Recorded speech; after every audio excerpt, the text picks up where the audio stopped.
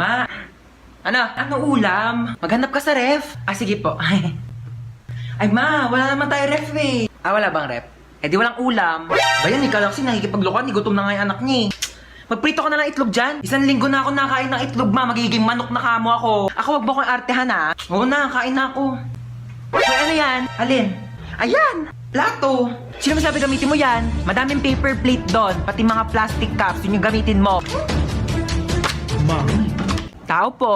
Ay, Mari, ikaw pala. Pasok ka, dali. Thank you. Ganda ng bahay niyo, Mari, ha? Upo ka muna dyan, Mari, ha? Magpapahanda ako ng merienda natin, ha? Nak! Ma, sino yan? May buwisita. Oo, bumili ka ng lechon manok. Meron akong pera, kunin mo doon sa Gucci kong wallet. Gucci wallet? Gucci yon. Tsaka wala kang wallet, ma. Ah, wala ba? Ito pala, bumili ka doon, ha? Teka lang pala, bago ka umalis, kunin mo yung magagandang plato doon, tapos magagandang baso, ha? Ibaba mo dito. Na, minsan gusto ko na lang maging